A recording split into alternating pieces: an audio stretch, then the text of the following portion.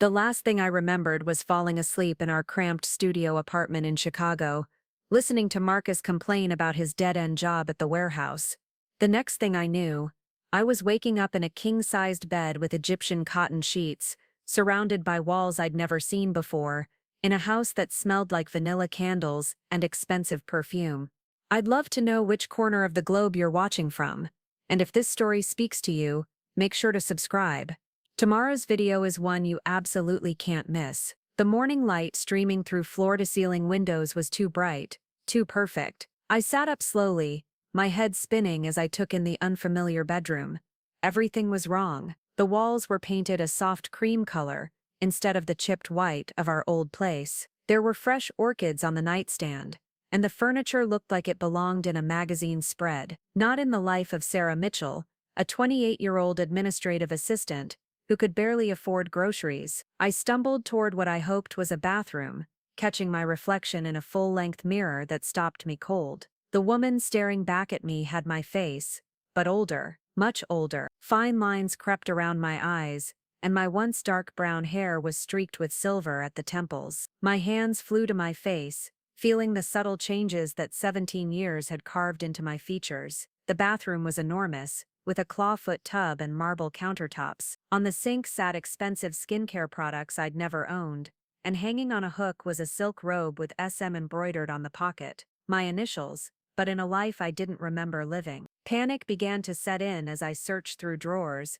finding makeup in shades I'd never chosen and jewelry I'd never bought. A wedding ring sat on my finger, not the simple gold band Marcus had given me, but an elaborate diamond setting that must have cost more than our yearly rent. I heard footsteps on the stairs, and my heart hammered against my ribs. A man's voice called out, warm and familiar yet somehow different. "Sarah?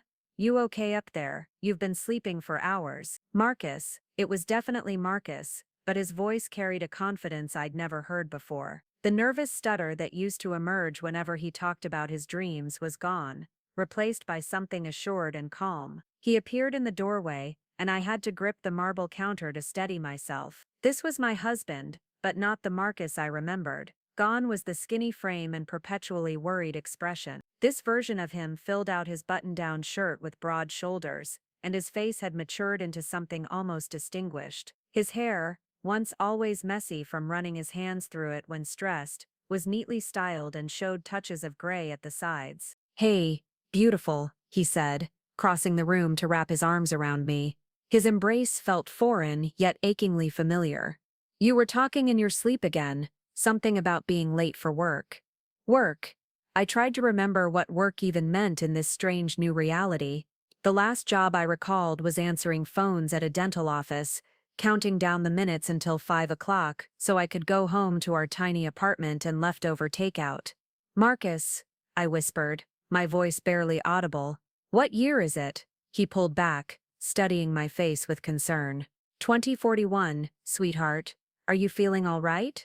You look pale." 17 years had vanished from my memory like smoke. I was 45 years old, standing in a life I couldn't remember building. "I need to sit down," I managed, and he guided me to the bedroom, his hands gentle but sure. This wasn't the fumbling, uncertain Marcus who used to apologize for everything. This man moved with purpose. "Should I call Dr. Peterson? You've been having those headaches again." Dr. Peterson. I had no idea who that was, but I nodded anyway, needing time to process this impossible situation. As Marcus made the phone call in the hallway, I explored the bedroom more thoroughly. On the dresser sat framed photographs that told the story of a life I'd apparently lived but couldn't recall. There was Marcus and me at what looked like a college graduation, his graduation, based on the cap and gown. Another showed us at a fancy restaurant, both of us laughing at something off camera. A third captured us standing in front of a sold sign outside a beautiful 2-story house.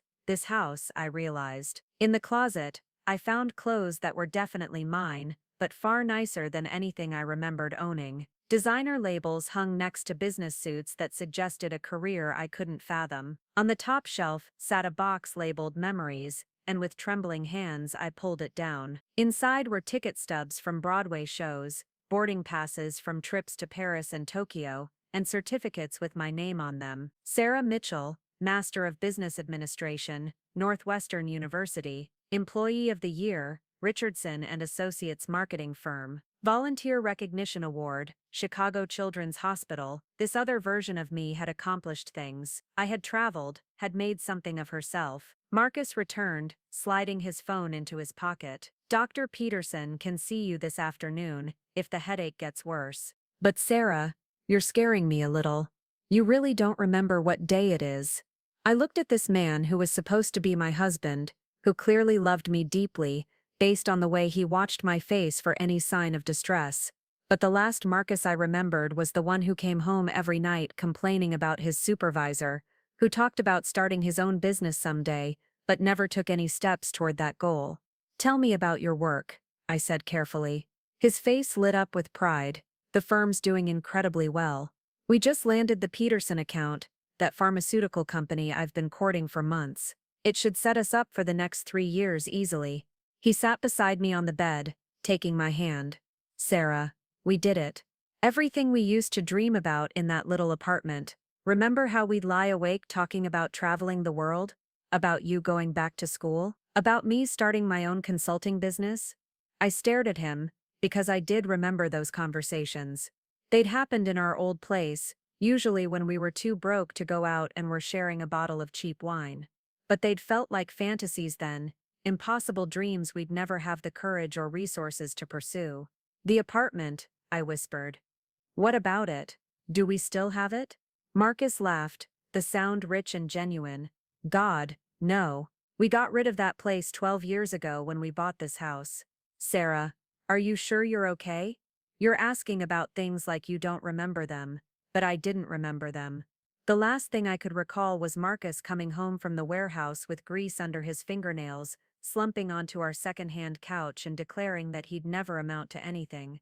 I remembered holding him while he cried, telling him that things would get better even though I didn't believe it myself. Now here he was, successful and confident, living in a house I'd only dreamed of, talking about business deals and clients like he'd been born to do it. Show me around, I said suddenly. Show me our house. If Marcus thought the request was odd, he didn't show it. Instead, he stood and offered me his hand with a smile that transformed his entire face. This was what confidence looked like on him, I realized. This was Marcus without the weight of failure and disappointment crushing his shoulders. He led me through rooms that were beautifully decorated, but felt like museum exhibits to me. A home office with built-in bookshelves and a mahogany desk. A kitchen with granite countertops and professional-grade appliances. A living room with artwork on the walls and furniture that looked like it belonged in a showroom. Everything was perfect. Too perfect. And that's when the first wave of anger hit me, sharp and unexpected. Somewhere in those missing 17 years, I'd apparently helped build this life, and had been part of creating this success story. But I couldn't remember a single moment of it. The struggles, the victories, the gradual transformation from broke newlyweds to this picture of suburban achievement, all of it was gone. Marcus was still talking, pointing out renovations we'd apparently done together, mentioning neighbors I'd supposedly known for years. But all I could think about was how this man beside me had somehow become everything he'd claimed he could never be, and I'd been there for all of it without retaining a single memory of the journey. The kitchen island was covered with papers when Marcus brought me downstairs, bank statements, investment portfolios, and what looked like business reports. Numbers that made my head spin. Our joint checking account showed a balance that was more than Marcus used to make in 3 years at the warehouse. I was going over the quarterly numbers before you woke up, he explained, gathering the documents into neat piles. The business has grown faster than we ever projected. Remember when we used to joke about being millionaires by 40? Well, we actually did it. I sat on one of the leather bar stools, feeling like an imposter in my own life. Through the kitchen window, I could see a pristine backyard with a swimming pool and a garden that looked professionally maintained. A far cry from the fire escape outside our old apartment where we used to sit on summer nights, because we couldn't afford air conditioning. Sarah, you're doing that thing again, Marcus said gently. That distant look, talk to me. But how could I explain that the woman he was talking to felt like a stranger? That everything he was showing me might as well have belonged to someone else entirely? My phone buzzed on the counter, an iPhone model I didn't recognize. The lock screen showed dozens of notifications from people whose names meant nothing to me. Messages from someone called Jennifer asking about lunch plans, a reminder about something called Board Meeting Fletcher Foundation. Calendar notifications for events I'd apparently committed to attending. Who's Jennifer? I asked. A lot of love and effort went into bringing this story to life. If you're enjoying it, we'd be so grateful if you'd subscribe to our channel. Now, back to where we left off. Marcus paused in his paper shuffling. Your best friend, Jennifer Walsh? Sarah, she was your maid of honor at our vow renewal ceremony last year. You two have dinner every Thursday. Vow renewal ceremony. I touched the elaborate diamond ring again, realizing it wasn't a replacement for my original wedding band. It was an addition. Apparently Marcus and I had gotten married again, and I couldn't remember that either. The Fletcher Foundation, I said, reading from my phone. What is that? Now Marcus looked genuinely worried. He came around the island and placed his hands on my shoulders, studying my eyes like he was looking for signs of injury. It's the charity you founded 3 years ago. Sarah, you're scaring me. These aren't things you'd forget. You spoke at their fundraising gala just last month and raised over $200,000 for literacy programs. I founded a charity. Apparently in this life I didn't remember. I hadn't just succeeded, I'd become the kind of person who helped others succeed too. The irony wasn't lost on me that I'd forgotten about supporting literacy programs. I need to see it, I said suddenly. The foundation. Can we go there? Marcus checked his watch, a Rolex I'd never seen before. I have a conference call with the Portland clients in an hour, but after that, sure. Or Jennifer could take you. She's on the board. Jennifer again. This mysterious best friend who'd apparently been part of my life for years. I scrolled through my phone, finding hundreds of text messages between us, photos of trips we'd taken together, inside jokes I didn't understand. There was even a group chat called Wine Wednesday Warriors, with Jennifer and 2 other women whose faces I recognized from some of the photos around the house, but whose names were foreign to me. Marcus, I said carefully. What happened to David Chen? David Chen had been Marcus's only real friend back in 2024, a guy from his warehouse job who shared his love of old science fiction movies and cheap beer. They used to spend Saturday afternoons fixing David's ancient motorcycle in his garage. Marcus's expression shifted, becoming more guarded. We haven't talked to David in probably 8 years. After I started the business, we just grew apart. You know how it is, different circles. Gisendo, but I didn't know how it was. The Marcus I remembered would have been devastated to lose touch with David. They'd been planning to start a food truck together, dreaming up recipes during their lunch breaks. Marcus used to say David was the only person who believed in his ideas. What about the food truck? Food truck? Marcus laughed, but it sounded forced. Sarah, when did I ever want a food truck? You must be thinking of someone else. The lie hit me like a physical blow. I could still see Marcus's face lighting up as he described his fusion taco concept, how excited he'd been about the possibility of being his own boss. But this successful version of him was dismissing those dreams like they'd never existed. I need some air, I said, standing abruptly. The backyard was even more impressive up close. The pool was kidney-shaped with a waterfall feature, surrounded by carefully manicured landscaping. There was a gazebo with outdoor furniture that probably cost more than our old apartment's monthly rent. Everything was beautiful and perfect and completely soulless. I found myself walking to the back fence, where I could see into the neighboring yards. More pools, more perfect landscaping, more evidence of the kind of success that had apparently become our normal life. But success at what cost? My phone rang, Jennifer's name on the screen. Without thinking, I answered. Sarah, thank God you picked up. I've been trying to reach you all morning. Did you forget about the foundation meeting? The whole board is here. Her voice was warm and familiar, with just enough concern to suggest she genuinely cared. But to me, she was a complete stranger. I'm not feeling well today, I said. Oh no, is it another migraine? You've been getting those so much lately. Marcus mentioned you've been stressed about the expansion plans. Expansion plans. For a foundation I'd apparently built but couldn't remember creating. Jennifer, I said slowly, can I ask you something? When did Marcus and I, When did we change? There was a pause on the other end. Change how? Sarah, you're worrying me. Are you sure you're okay? I mean, when did we become these people? Successful people. People with swimming pools and charity foundations and business meetings. Jennifer's laugh was gentle but puzzled. Honey, you've been building this life for 15 years. It didn't happen overnight. You and Marcus worked incredibly hard to get where you are. Remember those early days when he was working 18-hour days to get the consulting firm off the ground?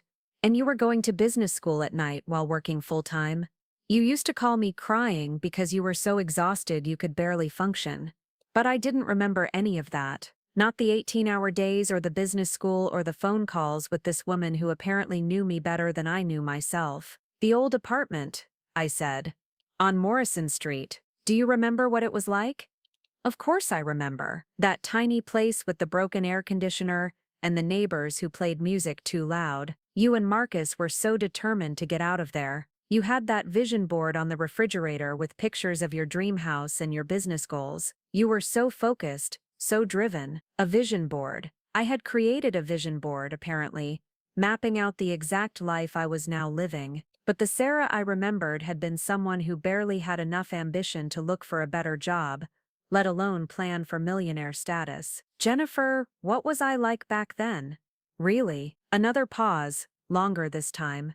You were hungry, I guess, hungry for more. You couldn't stand the idea of staying stuck in that apartment, living paycheck to paycheck. You used to say you'd rather work yourself to death than accept mediocrity. Does this have something to do with your memory issues? Sarah, maybe you should see Dr. Peterson today instead of waiting. Memory issues. Apparently, this wasn't the first time I'd been confused about my own life. I heard Marcus calling my name from the house, and I told Jennifer I had to go. But as I walked back toward the perfect kitchen and the husband I barely recognized, one thought kept circling through my mind, the Sarah that Jennifer described. Ambitious, driven, willing to work herself to death to avoid mediocrity, sounded nothing like the person I remembered being. Which meant either I'd changed so completely that my former self was unrecognizable, or something else entirely was happening to me, something that Dr. Peterson apparently knew about. Dr. Peterson's office was nothing like I expected. Instead of the sterile medical environment I'd imagined,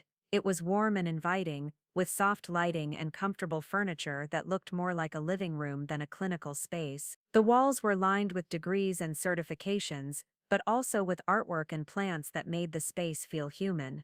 Marcus sat beside me on the leather couch, his hand resting protectively on my knee.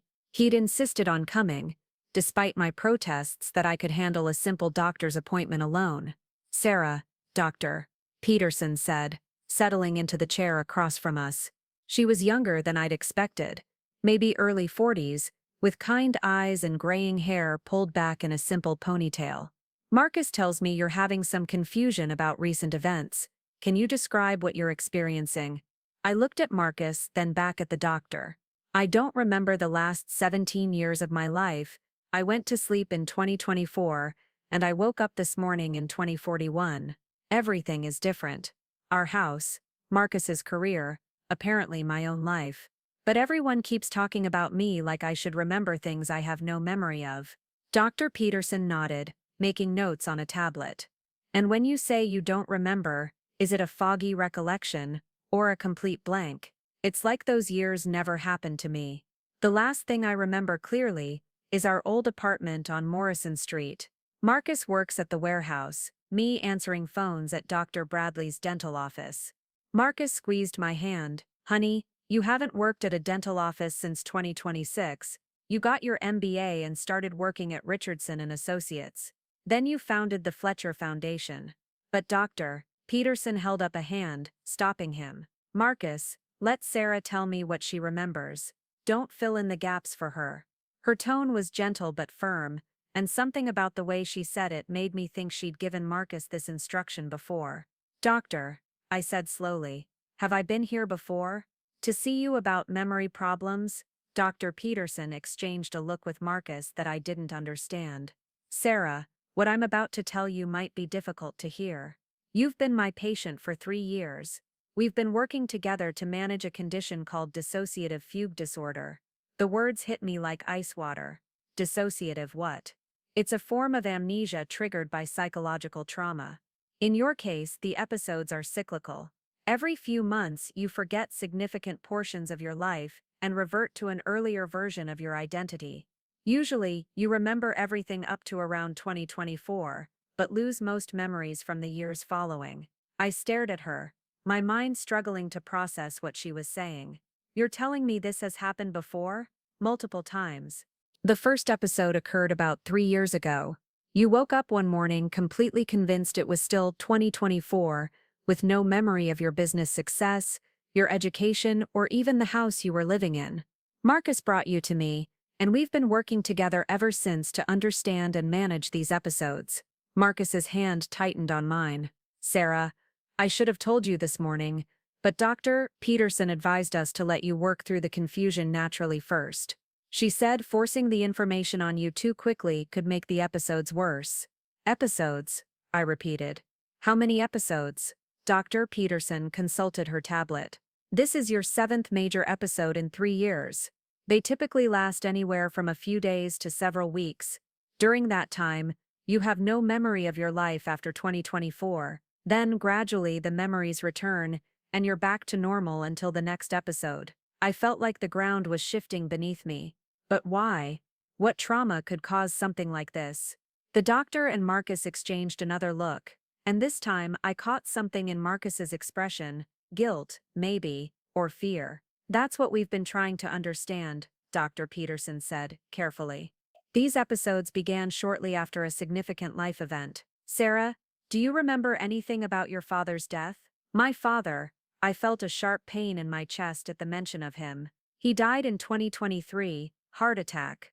I remember the funeral. Your father's death was in 2038, Dr. Peterson said gently. 3.5 years ago, it was unexpected. And there were some complicated circumstances surrounding his final months that caused you significant distress. My father had lived 14 more years than I remembered. 14 years I'd apparently forgotten along with everything else. What circumstances? I asked, though part of me wasn't sure I wanted to know. Marcus shifted beside me, clearly uncomfortable. Sarah, your father, he got sick. Alzheimer's. It progressed rapidly, and in his final year, he didn't recognize you. Or me. He thought you were still that young woman working at the dental office. He kept asking why you hadn't made something of yourself, why you were wasting your potential. The pain in my chest intensified, but I had made something of myself. By 2038, I had the foundation, the education. Exactly, Dr. Peterson said. But your father couldn't see that. In his mind, you were still the person you'd been in 2024. And watching his condition deteriorate, seeing him trapped in that earlier version of reality, it seems to have triggered something in your own psyche. I was quiet for a long moment, trying to absorb this information. My father, who had always pushed me to do better, to be more ambitious, had spent his final year seeing me as a failure because his disease had stolen his ability to recognize my growth. So I started forgetting too, I said, reverting to the same version of myself that he saw. That's our working theory, Dr. Peterson confirmed. It's as if your mind is trying to resolve the disconnect between who you became and who your father remembered you being, by periodically returning to that earlier identity. Marcus leaned forward. Sarah, I need you to know something. Each time this happens, each time you come back to yourself, you make me promise not to tell you about the episodes right away. You said you wanted to experience the confusion naturally, to see if you could work through it on your own. You were afraid that knowing about the condition would make it worse. I looked at him, really looked at him, for the first time since I'd woken up. This man had been watching me lose myself over and over again for 3 years. He'd been living with a wife who periodically forgot their entire life together, who looked at their success and accomplishments like they belonged to strangers. How do you stand it? I whispered. His eyes filled with tears. Because even when you don't remember our life together, you're still you. The core of who you are, your kindness, your humor, the way you wrinkle your nose when you're thinking hard, that never changes. And because I know that somewhere in there, the woman who built this life with me is still fighting to come back. But why did I slap you?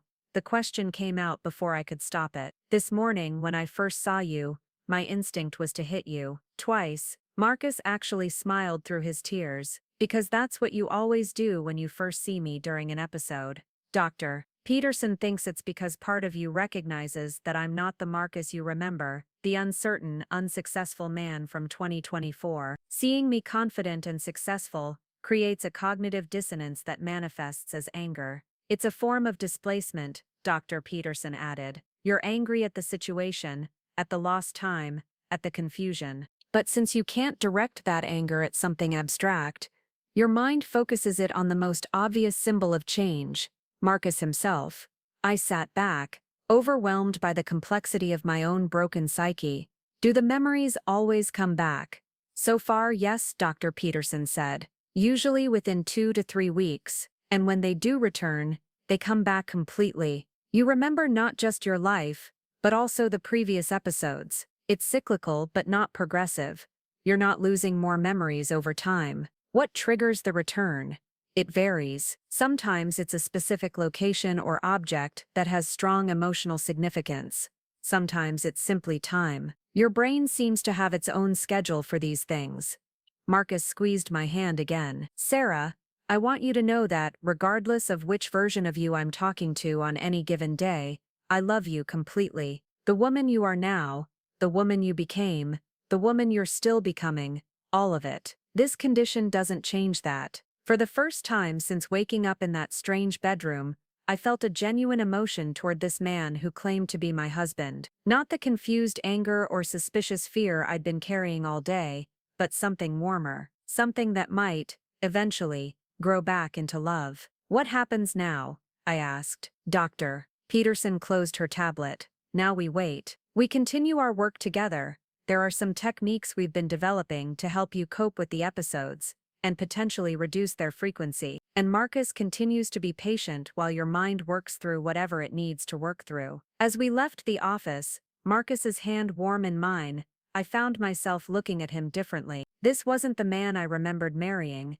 but maybe that wasn't entirely a bad thing. The Marcus I remembered had been broken by disappointment and failure. This version had fought through those challenges and emerged stronger. Maybe when my memories returned, I'd understand how we'd both become people our younger selves wouldn't recognize. And maybe, just maybe, I'd discover that forgetting our struggles didn't mean we had to forget the strength we'd gained from overcoming them. But for now, I was still the woman who had slapped her husband twice for the crime of becoming successful. And somehow, that felt like exactly who I was supposed to be. The drive home was quiet, but not uncomfortable. Marcus had put on soft jazz.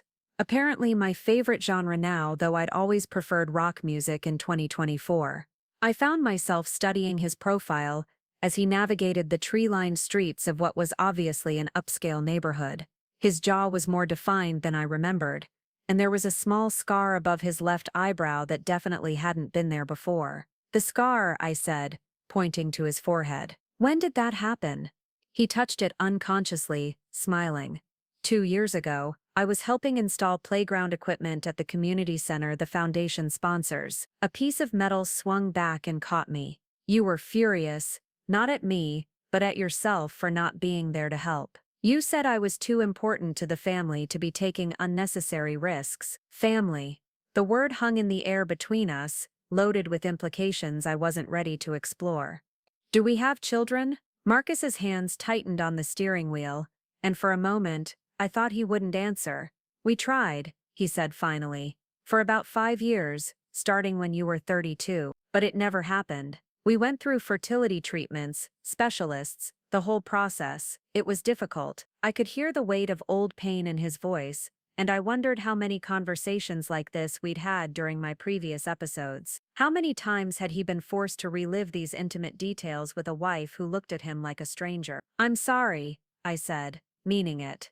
Don't be. We found other ways to build our family. The Foundation's youth mentorship program, for one. And we have Jennifer's kids, Emma and Tyler. They call you Aunt Sarah, and you spoil them absolutely rotten. We pulled into the driveway of our house, a phrase that still felt foreign in my mind. As Marcus hit the garage door remote, I caught sight of something that made my breath catch. Is that my car? Sitting in the garage was a silver Tesla Model S, sleek and expensive looking. Next to it was a dark blue pickup truck that I assumed belonged to Marcus. You bought it last year for your birthday. You said you were tired of feeling guilty about success and decided to embrace it. He parked and turned to face me. Sarah, there's something else Dr. Peterson and I didn't tell you today. Something we've learned from your previous episodes. My stomach clenched.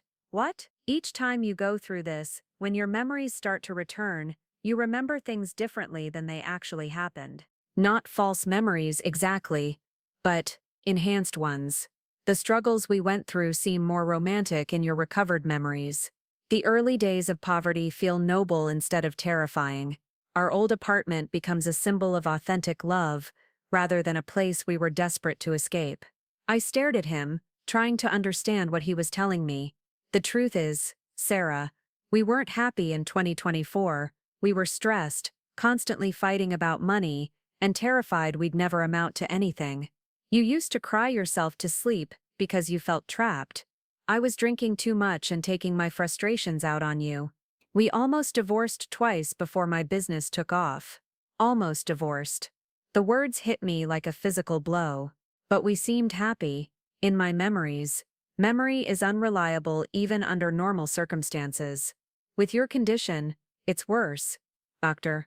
Peterson thinks your mind is protecting you by editing out the worst parts of our early years. So when you revert to your 2024 identity, you're not actually returning to who you really were, you're returning to an idealized version of that person. We sat in the garage in silence, the engine ticking as it cooled. I tried to reconcile this new information with my certainties about our past. Had I really been that unhappy? Had Marcus really been drinking too much?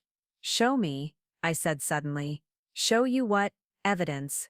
Photos, videos, something from 2024. I need to see what we were really like. Marcus hesitated.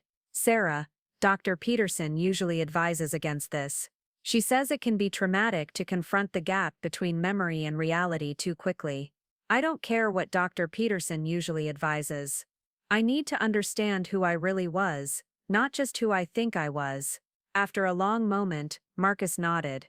We went inside, and he led me to his home office, a room I'd only glimpsed that morning.